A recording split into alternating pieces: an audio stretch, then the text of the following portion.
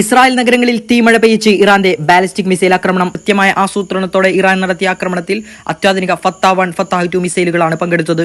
മിസൈലുകളെ തടയാൻ ഇസ്രായേലിന്റെ Iron Dome സിസ്റ്റത്തിനോ അബ്രഹാം സ്ലിംഗ് ഷോട്ടിനോ പാട്രിയോട്ട് സംവിധാനങ്ങൾക്കോ ആയില്ല എന്നത് ഇസ്രായേലിനെ ഞെട്ടിക്കുന്ന തിരിച്ചടിയായി മാറി.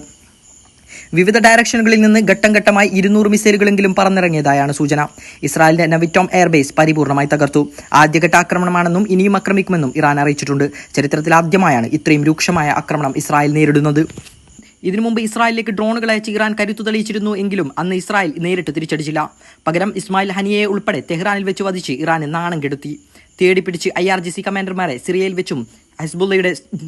വെച്ചും ഹെസ്ബുള്ളയുടെ ശക്തി കേന്ദ്രങ്ങളിൽ വെച്ചും കൊന്നുകൊലപ്പെടുത്തി. ഉറപ്പായും ഇറാന്റെ ന്യൂക്ലിയർ ബേസുകളായിരിക്കും ഇസ്രായേൽ ഇതിന് പകരം തിരിച്ചടിക്കുക എന്നുറപ്പാണ്. ഇതോടെ അമേരിക്ക നേരിട്ട് ഇടപെട്ടാൽ മൂന്നാം ലോക മഹായുദ്ധത്തിലേക്ക് നീങ്ങാനാണ് സാധ്യത. തുർക്കി എയർബേസുകൾ സജ്ജമാക്കി കാത്തിരിക്കുകയാണ്. ഇസ്രായേലിലുടനീളം ആളുകൾ ഷെൽട്ടറിലേക്ക് മാറിക്കൊണ്ടിരിക്കുകയാണ്. ഷെൽട്ടറുകൾ നിറഞ്ഞു കവിഞ്ഞ് ആളുകൾക്ക് പരിക്ക് പറ്റിയതായും സൂചനകളുണ്ട്. കാഷ്വാലിറ്റി റിപ്പോർട്ടുകൾ ഇതുവരെ പുറത്തു വന്നിട്ടില്ലെങ്കിലും ഹ്യൂജ് കാഷ്വാലിറ്റി ഉണ്ടാകുമെന്ന് തന്നെയാണ് സൂചന. ഹെസ്ബുള്ള നേതാവ് ഹസൻ നസ്രുള്ളയെ കൊലപ്പെടുത്തിയതിന് പിന്നാലെയാണ് ഇറാന്റെ തിരിച്ചടി എന്നതും ശ്രദ്ധേയമാണ്. സുന്നി നേതാവ് ഇസ്മായിൽ ഹനിയെ കൊലപ്പെടുത്തിയതുപോലെ നിസ്സാരമായല്ല ഷിയ നേതാവായ ഹസൻ നസ്രുള്ളയെ കൊലപ്പെടുത്തിയത് ഇറാൻ കാണുന്നത് എന്നൊരു സൂചന കൂടിയാണോ ഇതെന്നത് കാര്യവും ശ്രദ്ധേയമാണ്.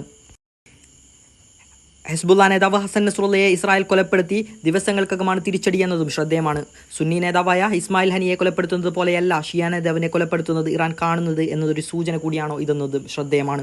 ഇസ്രായേൽ പ്രധാനമന്ത്രി ബെഞ്ചമിൻ നെതന്യാഹുവിന്റെ പ്രൈവറ്റ് വിമാനം ഇസ്രായേൽ അതിർത്തി വിട്ട് സുരക്ഷിതമായ മറ്റൊരു താവളത്തിലേക്ക് ചേക്കേറിയിരിക്കുകയാണിപ്പോൾ. അതുമാത്രമല്ല ഇറാൻ യുദ്ധത്തിലാണെന്ന് ഇറാൻ വിദേശകാര്യമന്ത്രി അറിയിച്ചു.